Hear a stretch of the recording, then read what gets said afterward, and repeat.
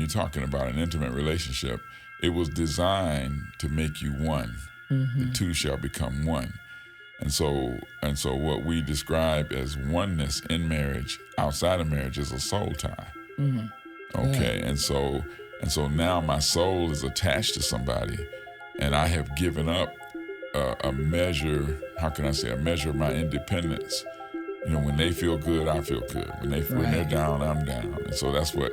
And it was meant to strengthen marriage, but what happens is it becomes bondage outside of marriage. Okay, so you have these soul ties, and then you develop.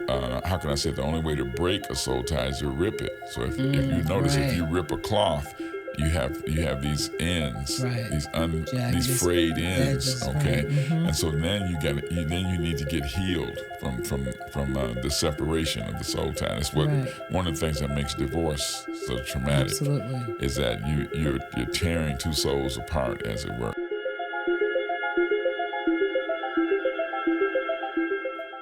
Well, I am here in conversation with Joel A. Brooks Jr. Again, we're going to have a great time today. We're going to talk about dating.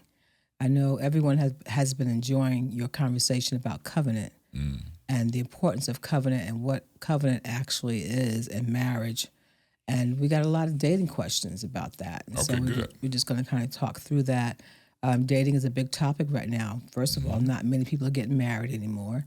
You have a high percentage of people who are single, and they're in their 40s, 50s, and 60s. People who are getting married later. You have some men that are getting married later. I think they're trying to get all their flings out and then want somebody to take care of them later on. So they're wild oats. Right. And then it's like, hey, come take me. It's like, I don't think so. Yeah. But anyway, and so let's look at dating today, you know, because even with the divorce rate, being so high right now, let's talk about dating, because maybe something is not happening right in the beginning, of the relationships that kind of can cause some issues. I know in marriage in general, there's ups and downs, and you can have differences, and a lot of it is just about you growing up, and maturing, But I think sometimes people pull the rug out before they actually get over to the good side of marriage. Okay. But looking at dating, how can we date wiser to actually choose a mate that we'll be able to kind of walk through life with? I think maturity is a real big issue. Yeah, it is. I think when dating, I think people have to decide what they want. I think a lot of people have not really examined what kind of life you want, okay? And so if you want a legacy, you want to have children and have a legacy, that happens within the context of a family. And so family is a big deal. Family is the building block of society, okay? And so when the family begins to degenerate, society begins to degenerate. And so it's really important that we honor the institution of marriage and that we celebrate marriage. And I think spiritually, families are under attack. Marriage is under attack. The more materialistic we become, the more selfish we become, the harder marriage seems to be to pull off. And so we just need to really rethink some of the things that we deal with as far as marriage is concerned. I know one of the questions is that why are people still single? Right. Well, I think that's a wide range of answers. I think some people are single by choice. I think some people are single by default. Okay, and within the dating dynamic, you have to know what you want, because God has given us as males and females power over different things. Okay, women have the power of sex. What do you mean by the power of sex? Okay, women, how can I say it? Women have what men want. Right. You have it, we want it. Right. Okay, so you have the power of that draw of people wanting to be with you. Okay, and so that's a power that you have. Okay, I believe men primarily have the power of marriage. Okay, men are usually the ones who propose marriage to women. Okay, so it puts a woman in a position of waiting for a man to choose her, as it were, to be married. Now, some people have gotten rid of those old roles. Well, yeah. But I think it puts a woman at a deep disadvantage if she tries to pursue a man for marriage. I believe. Well, let's look at the pressure with that. What's because that? right now the pressure of that, Okay. of having to say, okay, this is my values. I'm going to choose Right. to be celibate until marriage, and not to have sex prior to marriage. The pressure that I feel women are under, to have sex, even not just women outside the church, even women inside the church. It's Right. almost like there's loss of hope. Yeah. And people feel like maybe I'm not going to get married, or maybe I need to compromise, and do this. And so does that actually keep a person? And so from a male's perspective, I mean, what is going on there? Right. Well, I think for women in that case, it's important to be whole. It's important to be a whole, happy person all by yourself. Okay, if you're waiting for marriage to make you happy, you may never get married. You may get married and not be happy in the marriage. And so you want to start out with a level of wholeness yourself and be happy, have a sense of well-being yourself. Okay, you need to enjoy being by yourself. You need to love being by yourself, love being with you, as it were.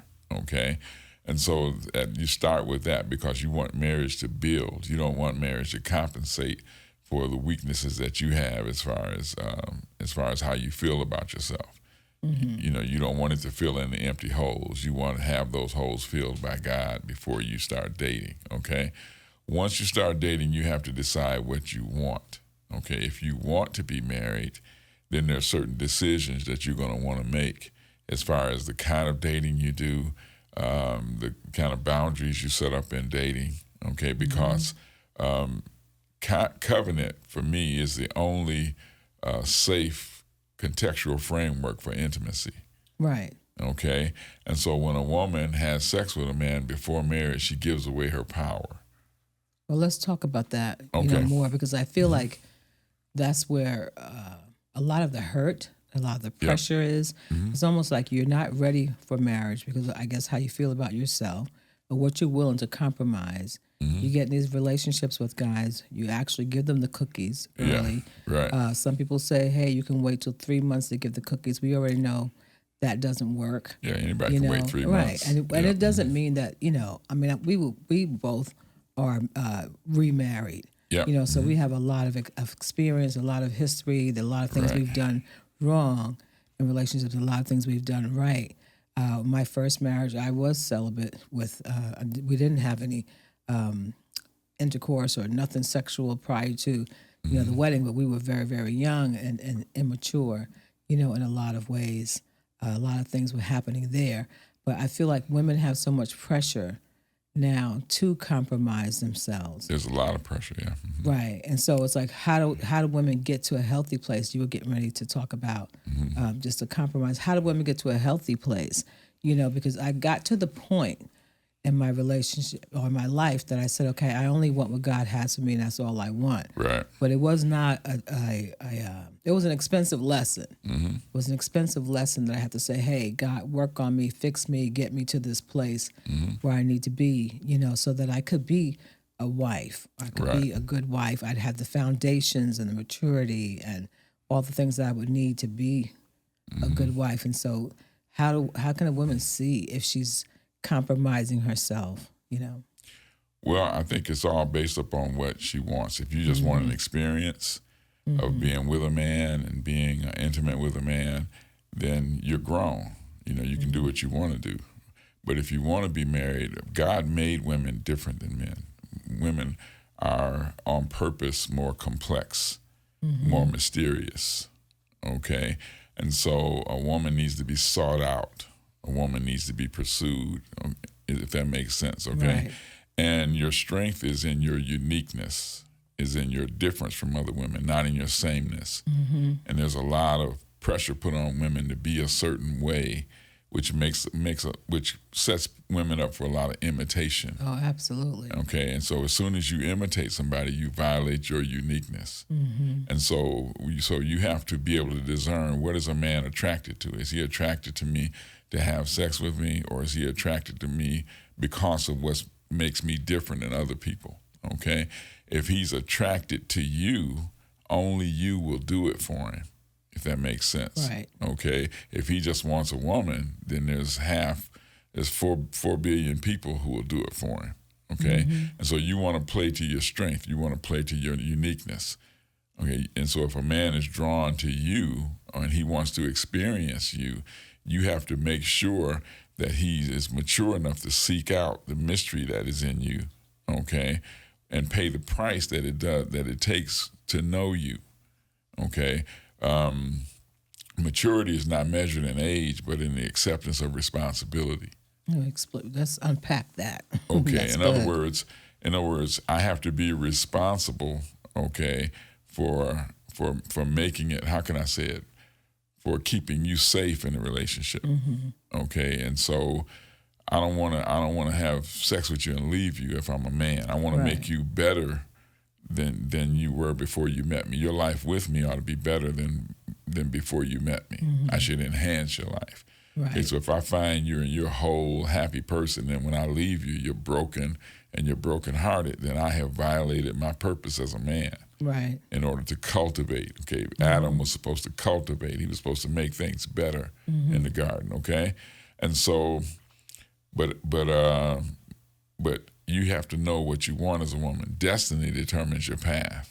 Okay, where you are going determines the choices that you make. And so if you want marriage, then you have to choose not to do certain things and hold out for marriage. That's good. And somebody might say, well, maybe the man won't marry me if I won't give him none. Okay, right. That's the big thing. Well, the thing is, he ought to leave with the mystery of having never known you and wondering forever what you would be like. That's right. Absolutely. So you want to be warm and soft, but you don't want to come off hard, okay, and distant. You want to be warm and soft and welcoming, but at the same time, you want to have certain boundaries. You want to draw certain lines, okay, and keep the mystery for the wedding night. Right. That's good. If that makes sense. Oh, yeah. Because God has set the price at being with you intimately as a commitment of your life. Okay. That's good. And so when we think about issues surrounding sex, they're life and death issues. I mean, you can get diseases that will take you out. You can get, and so when you start dealing with that, you are dealing in a range and a frequency where it's life or death. And so God insists that you hold out for the cost of me committing my life to you. Okay, there's a difference between cost and price. Right. But even with the, I want to hear that difference. But you talked about getting diseases and things like that. You know, all of that is certainly true. You have so many women, you know, even men who are going both ways, and the women with AIDS, all kinds of things, you know, that are happening. But even if you escape, you know, if you don't get any sicknesses, there's a lot of emotional, you know, baggage that happens, you know, that you have to heal from. It's like every time you get into an experience or relationship that doesn't work, where you've given your whole self, you know, to that person immaturely, then prematurely, then you have to like recover. It's like getting multiple divorces. And so by the time you find the person, you've got a lot of stuff to work through, and hopefully you work through some things, a lot of baggage. See, especially when you're talking about an intimate relationship, it was designed to make you one. The two shall become one. And so what we describe as oneness in marriage, outside of marriage, is a soul tie. Okay, and so now my soul is attached to somebody, and I have given up a measure. How can I say a measure of my independence? You know, when they feel good, I feel good. When they're down, I'm down. And so that's what. And it was meant to strengthen marriage, but what happens is it becomes bondage outside of marriage. Okay, so you have these soul ties, and then you develop. How can I say it? The only way to break a soul tie is to rip it. So if you notice, if you rip a cloth, you have these ends, these frayed ends, okay, and so then you need to get healed from the separation of the soul tie. That's what one of the things that makes divorce so traumatic. Absolutely, is that you're tearing two souls apart, as it were. And God designed us to be knit together. He designed us within the confines of covenant, to be friends. I mean, two guys can be really close friends and not be physically intimate. And so our souls reach out for connection. Right. We were designed to be connected, okay? But there's certain rules about connection how can I give you a better shot at not being hurt? There's no way to guarantee that you won't be hurt, okay? But it gives you a better chance at having whole, healthy relationships. And so the maturity level of a person, if I won't be responsible for keeping your values before marriage, I won't be responsible for you after marriage. That's right. Okay. That's right. And so the childishness primarily of men is a reason why the families are so weak. Mm-hmm. Okay, because childishness is related to irresponsibility. Explain that. Like, what do you mean? Give me some more examples. Well, a responsible person, their mindset is what I can do or what I could have done to make things different, to have a different outcome. Right. Okay, so I knocked the milk off the table. Okay, I need to watch what I'm doing if I'm responsible and take responsibility for it. Right. Okay, an irresponsible person says, you put it too close to me. To the edge, right. You put it too close to the edge. That's the reason I knocked it off. Okay, now the problem with an irresponsible person is because they never take responsibility for what they're doing, it's hard for them to change. Why? Because they don't need to change. Right. Everybody else needs to change. Right. I'm not the problem. See, and so it's not as if people will never mess up, but a responsible person will respond to the problem by becoming better. Okay? And so everyone's going to have tough times, but responsible people grow in tough times. Irresponsible people stay the same. Right. Okay, and so the first thing you want to view in a person you're dating is their acceptance of responsibility. Okay, for example, when you're on a dinner date, okay, and the person you're on the date with, how do they treat the waitress? Are they patient? Are they kind? Are they communicative? Or they are entitled? Are they mean? Are they short? Are they unkind to them? Does that make sense? Absolutely. Because that's going to be how they treat you eventually. Once they're not trying to impress you anymore. Right. That's going to be the real them. Okay, and so those are the things that you watch for. Do they take responsibility? Like right now, you got a 50-50 thing going. And and pay for your own meal. And if I had a daughter, man, and she said, "Dad, I'm going out with this guy, but he said something about 50-50." I said, make it 100-0. That's right. Go take yourself out with your friends.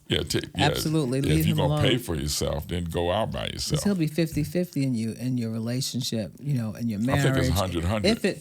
If it everybody in covenant, you both give all. Give all, absolutely. And I think once you are married, then you work out how you relate to one another based on your strengths and your weaknesses. I mean, if the man can't count, he shouldn't do the checkbook. Right. If he's bad at math, he shouldn't balance the checkbook, okay? If you have the capacity to make several $100,000 a year and I don't have that, then we let you lead. Absolutely. With the finances, if that makes sense, okay? Because I don't mean that gives us a higher capacity as a family. And so I don't believe in just set roles. I believe there are general roles. I believe in general, as a man, I should earn, I should protect, I should provide and protect for my family, okay, in general. But as we get down into specifics and look at different strengths and weaknesses, you like a basketball team or a football team, you design your strategy around the players at the table. Absolutely. If that makes sense. And so that's what you look at. But your chances of being happy with somebody are much higher if they're responsible. Right. Okay? One of the things I look at also, especially now with blended families being so much on the rise, it's how do you treat your family? It's like one of the things that really endeared me to you when we were dating. We had a long distance relationship, y'all. We were not in the same town. Thank God. Right. Yeah. Thank God. Yeah. He was from Kalamazoo.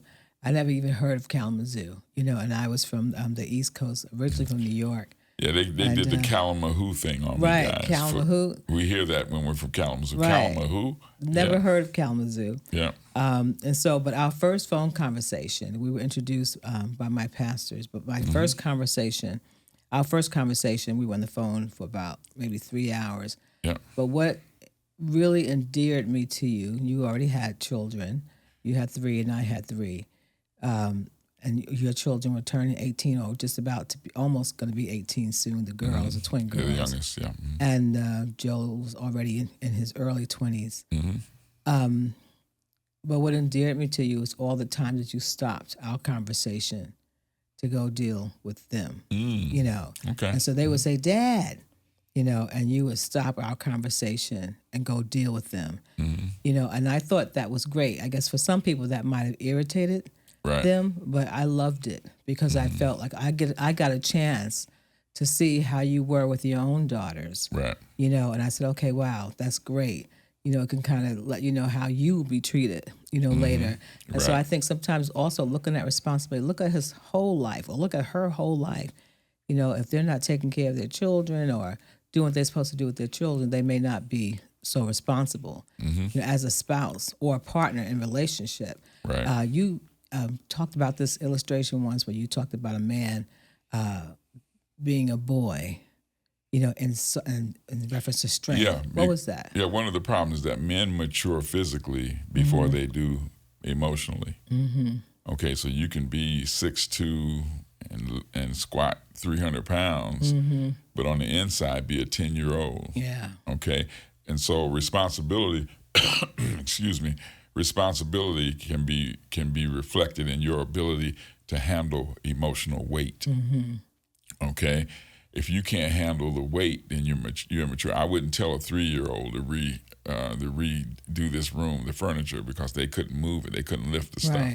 Okay, but sometimes we're telling a 3-year-old man to take the responsibility of a relationship, and they don't have the muscle. They don't have the emotional, intellectual muscle to do it, and we set ourselves up for disappointment when we should have been able to gauge their capacity for maturity before setting into it, and so that's a big deal. Okay, don't invest your emotions in somebody who doesn't have the maturity to handle the weight of a relationship. Relationships are weighty. Okay, and if a person can't handle responsibility for their decisions, if they're immature, they're going to make bad decisions, and they're not going to take responsibility for it. So that's a big deal. So you're looking for maturity level. See, one of the things that I learned is that all true joy is born of sorrow. Okay?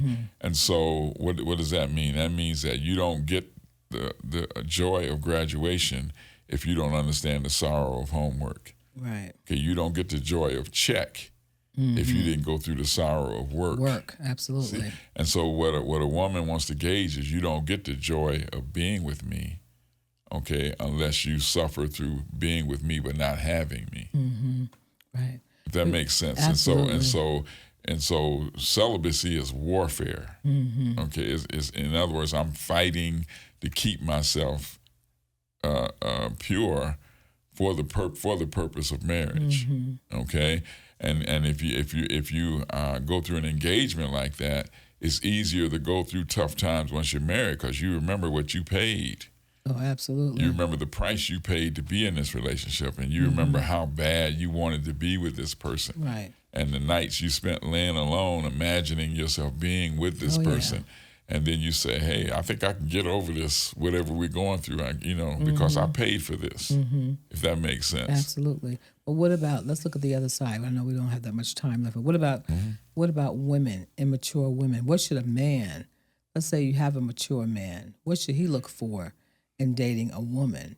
You know, and because right now we have the women out there and they're, I don't want to use this term necessarily, being mannish. But they are doing a lot of the pursuing. My grandmother used to use that term. Really? She's mannish. Mannish. She's mannish. Right. So was that okay? And what should men look for? Because of the rising, I guess, the irresponsibility in relationship, the rising crises with all kinds of immaturity, mental health issues, and all kinds of things going on with people right now. And I think because you have so many more women broken because of this sex issues, molestations, all kinds of things. Molestations, you can help that happen to you, you know. But with all the dating and sex and dating and sex and dating and sex, what should a man be looking for?